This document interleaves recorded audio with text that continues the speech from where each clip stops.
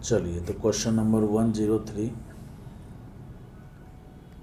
कहता है if two non axial d orbital कौन से होते हैं, d x y d y z d z x having x z nodal plane. D x y d y z d z x जो इन सब में दो दो नोडल प्लेन होते हैं। अब देखिए एक्स जेड नोडल प्लेन की बात कर रहा है, ठीक है ना। तो सबसे पहले हम डी एक्स वाई के नोडल प्लेन को देखें तो इसमें देखिए जो लेटर आ रहा है इसके अलावा जेड नहीं है, तो जेड यहाँ रख लीजिए, बाकी दोनों का कॉम्बिनेशन कर दीजिए, जेड एक्स और जेड वाई नोडल प्लेन होगा। तो एक्स जेड नोडल प्लेन वाला देखिए कौन सा नॉन एक्सियल डी ऑर्बिटल मिला, वो डी एक्स वाई मिल गया। और आपको पता है डी एक्स वाई तो डी एक्स वाई के साथ ही ओवरलैपिंग करेगा। ओवरलैपिंग दो प्रकार से हो सकता है, बोले तो दो प्रकार का बॉन्ड बनेगा ओवरलैपिंग से, एक पाई बॉन्ड बनेगा और दूसरा डेल्टा बॉन्ड बनेगा। इसमें जो लेटर है कॉमन लेटर वाले का अगर एक्स एक्सिस बना लें, मतलब एक्सिस इंटरन्यूक्लियर एक्सिस बना लें, तो फिर पाई बॉन्ड का फॉर्मेशन होगा, ठीक है। तो ये दोनों मिल करके पाई बॉन्ड बनाएंगे अगर एक्सिस क्या हो, एक्स हो या फिर वाई हो, ठीक है ना, एक्स हो या फिर वाई हो। अगर मैं डी वाई जेड ले लूँ तो डी वाई जेड में देखिए यहाँ पर वाई जेड के अलावा लेटर है एक्स का कॉम्बिनेशन बना दीजिए, तो एक्स वाई और फिर एक्स जेड। तो देखिए एक्स जेड नोडल प्लेन रखने वाला एक non axial d orbital d y z भी आ रहा है, और डी वाई जेड के साथ ही ओवरलैपिंग करेगा। डी वाई जेड के साथ ओवरलैपिंग करके पाई बॉन्ड बनाएगा। लेकिन एक्सिस क्या होना चाहिए, एक्सिस होना चाहिए वाई या फिर जेड एक्सिस होना चाहिए, कॉमन लेटर वाला एक्सिस। क्लियर है। वाई जेड के अलावा अगर आप एक्स एक्सिस ले लोगे तो वहाँ पर फिर डेल्टा बॉन्ड बनेगा, ठीक है। तो कहता है कि नहीं, कुल मिलाकर पाई बॉन्ड ही बनना है। तो इसको अगर मैं मानता हूँ और पाई बॉन्ड बनाता हूँ तो एक्सिस जो है वाई जेड होना चाहिए, और इसको अगर लेता हूँ तो एक्सिस जो है एक्स वाई होना चाहिए। तो क्वेश्चन में कहता है pi bond form pi bond by overlapping each other, then internuclear axis क्या होगा। देखिए डी एक्स वाई अगर लेते हैं तो इंटरन्यूक्लियर एक्सिस एक्स एक्सिस भी हो सकता है, वाई एक्सिस भी हो सकता है, ठीक है। और डी वाई जेड लेते हैं तो इंटरन्यूक्लियर एक्सिस वाई भी हो सकता है और जेड भी हो सकता है। यहाँ पर क्वेश्चन में क्लियर नहीं किया हुआ है, ठीक है ना। क्वेश्चन का लैंग्वेज क्लियर नहीं, यहाँ पर बोथ ए एंड सी जो दिया हुआ है ये मेरे हिसाब से गड़बड़ी है। वो इसलिए क्योंकि देखिए एक्स जेड नोडल प्लेन वाला जो नॉन एक्सियल डी ऑर्बिटल होगा वो या तो डी एक्स वाई होगा या फिर डी वाई जेड होगा। डी एक्स वाई के साथ जब आपस में ओवरलैपिंग होगा तो पाई बॉन्ड बनेगा। उस समय axis X axis Y axis, X axis या वाई एक्सिस होना चाहिए। डी वाई जेड के साथ ओवरलैपिंग करेगा तो भी पाई बॉन्ड बनेगा, उस समय एक्सिस वाई या जेड होना चाहिए पाई बॉन्ड के लिए, ठीक है। तो यहाँ पर क्वेश्चन में क्लियर तो है नहीं, तो यहाँ पर देन इंटरन्यूक्लियर एक्सिस विल भी, वो एक्स भी हो सकता है, वाई भी हो सकता है, जेड भी हो सकता है, ठीक है ना। एक्स वाई हो सकता है इसके हिसाब से, वाई जेड हो सकता है इसके हिसाब से। यहाँ पर बोथ ए एंड सी दे रखा है, बोथ ए एंड सी दे रखा है, तो ये तो बहुत ही विवादास्पद मुद्दा हो गया। भाई ए एंड सी दे रखा है तो वाई क्यों नहीं होगा। मेरे हिसाब से इस क्वेश्चन के आंसर में करेक्शन है, यहाँ पर बोथ की जगह पर ऑल होना चाहिए। बाकी आप क्या सोचते हैं कमेंट करके ज़रूर बताइएगा।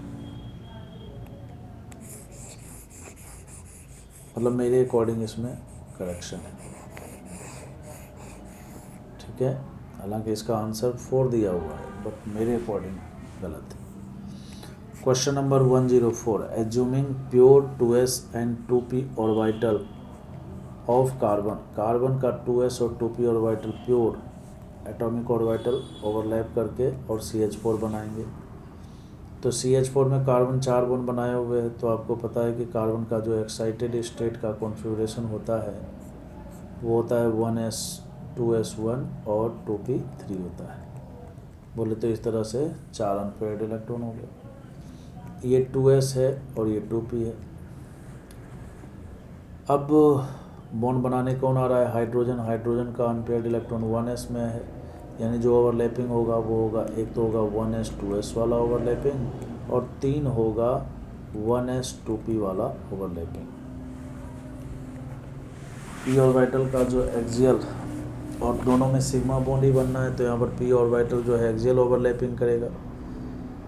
एक्सियल ओवरलैपिंग में p ऑर्बिटल का एक्सटेंट ऑफ ओवरलैपिंग ज़्यादा होता है। बोले तो 1s 2p से बनने वाला जो बॉन्ड होगा वो ज़्यादा स्ट्रॉन्ग होगा 1s 2s के रिस्पेक्ट में। क्लियर है?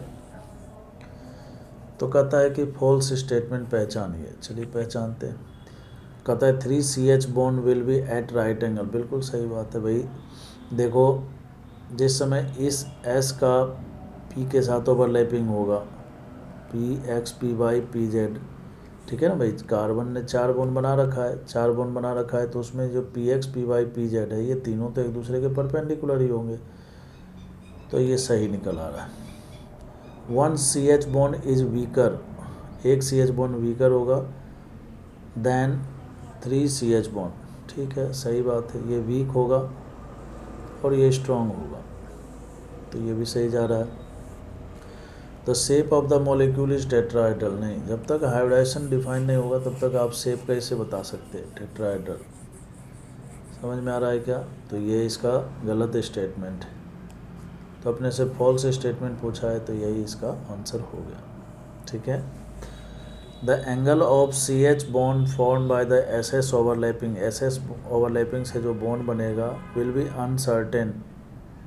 एंगल की बात कर रहा है, ठीक है ना, uncertain with respect to 3 bond. देखिए, जो PP ओवरलैपिंग हो रहा है, आपको पता है कि PP में एक, वैसे तो तीनों के तीनों एक्सियल ओवरलैपिंग से ही बने हैं क्योंकि सिग्मा ही है सारा सारा, ठीक है ना, बट तीनों एक दूसरे के परपेंडिकुलर है ना, तीनों एक दूसरे के परपेंडिकुलर हैं।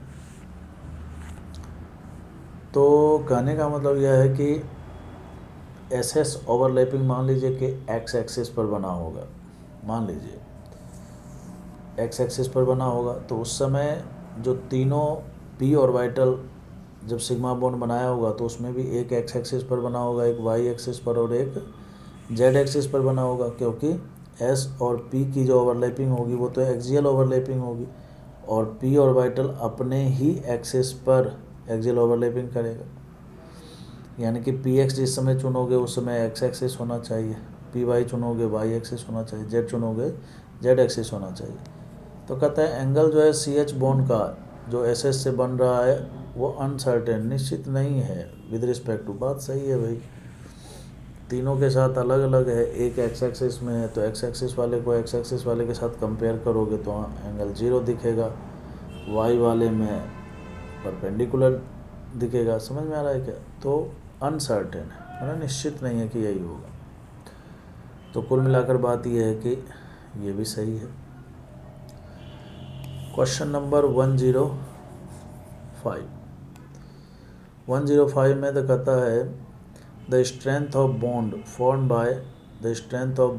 By the 2s 2s 2p 2p and 2p 2s, है ना। इन तीनों से तो अभी मैंने आपको बताया था एक्सटेंट ऑफ ओवरलैपिंग PP का सबसे ज़्यादा होता है, फिर उसके बाद PS का होता है और सबसे कम होता है SS का, ठीक है ना। तो यही ऑर्डर हो जाएगा, तो ढूंढिए PP PS और SS हो जाएगा। करेक्ट आंसर इसका C हो जाएगा। क्वेश्चन नंबर 106 में कहता है which of the following statement is incorrect पूछा है। Incorrect for sigma and pi bond between 2 carbon atom. Carbon carbon के बीच में सिग्मा पाई बना हुआ है, ठीक है ना। कहता है सिग्मा बॉन्ड स्ट्रांग होता है पाई बॉन्ड से। बात सही है भाई, सिग्मा बॉन्ड में एक्सटेंट ऑफ ओवरलैपिंग ज़्यादा होता है, वो इसलिए कि जो लोब होते हैं वो कहाँ पर होते हैं, एक्स एक्सिस पर रिप्रेजेंट होते हैं। तो एक्स एक्सिस पर रिप्रेजेंट है तो यहाँ पर इलेक्ट्रॉन डेंसिटी ज़्यादा होगी, तो ओवरलैपिंग ज़्यादा होगी, ठीक है ना। पाई वाले में क्या होता है, जो इलेक्ट्रॉन होते हैं वो डिस्ट्रीब्यूटेड होते हैं ऊपर और नीचे, ठीक है ना। और जो ओवरलैपिंग होती है वो कम होती है, एक्सटेंट ऑफ ओवरलैपिंग उसमें क्या होगी, कम होगी। और तो और जब दोनों ओवरलैपिंग हो जाता है, जब ओवरलैपिंग हो जाता है तो इनके ऑर्बिटल के बीच में रिपल्सन भी लगता है, क्योंकि देखिए इसका न्यूक्लियस एक दूसरे के पास पास आ जाता है, ठीक है ना। सिग्मा वाले में देखिए यहाँ पर न्यूक्लियस दूर दूर होंगे, यहाँ पर ओवरलैपिंग होगी, यहाँ पर होगी, ठीक है ना। न्यूक्लियस के बीच में रिपल्सन है, यहाँ पर न्यूक्लियस भी एक दूसरे को रिपेल करते हैं। एक तो ओवरलैपिंग कम है, दूसरा रिपल्सन ज़्यादा है, तो इसलिए पाई बॉन्ड वीक होता है और सिग्मा बॉन्ड स्ट्रांग होता है। तो ये सही निकल के आ रहा है। कहता है बॉन्ड एनर्जी ऑफ, भाई जो बॉन्ड मजबूत है उसकी बॉन्ड एनर्जी क्या होगी, ज़्यादा होगी, उसकी बॉन्ड एनर्जी क्या होगी, ज़्यादा होगी। तो सिग्मा और पाई बॉन्ड का बॉन्ड एनर्जी दिया हुआ है, सिग्मा का कम दिया है, पाई का ज़्यादा दिया है, तो गलत हो गया ना भाई, ये गलत दिया है। सिग्मा का बॉन्ड एनर्जी ज़्यादा होना चाहिए और पाई का कम होना चाहिए। रॉन्ग स्टेटमेंट पूछा है, तो यही आंसर हो जाएगा। Free rotation of the surrounding, free rotation of surrounding at about the sigma bond is allowed, ठीक है, होगा, but not in case of the pi bond, सही है, ठीक है। तो मैं उम्मीद करता हूँ आपको अच्छे से समझ में आ गया होगा। इनकरेक्ट स्टेटमेंट इसमें पूछा है, तो इनकरेक्ट स्टेटमेंट इसका कौन सा हो जाएगा, इनकरेक्ट स्टेटमेंट इसका हो जाएगा बी हो जाएगा। फोर्थ ऑप्शन में कहता है sigma bond determine the direction between the carbon carbon atom. Sigma bond जब भी ओवरलैपिंग करेगा तो एक्सियल ओवरलैपिंग करेगा, ठीक है ना। But A pi bond has no primary effect in this regard. Sigma bond determine the direction between the carbon carbon atom, but pi bond has no primary effect in this regard. यहाँ क्या है language, ये clear नहीं हो रहा है। Sigma bond determine the direction between carbon atom, but A pi bond has no primary effect. ये language clear नहीं हो रहा है, ठीक है ना। आप इसके बारे में कमेंट करके ज़रूर बताइएगा, आप क्या सोचते हो इसके बारे में, क्या है बोला गया है इसमें, ठीक है। बाकी मेरे दिमाग में आता है तो दोबारा हम इस पर चर्चा कर लेंगे। चलिए, तो 106 का बी करेक्ट आंसर हो जाएगा।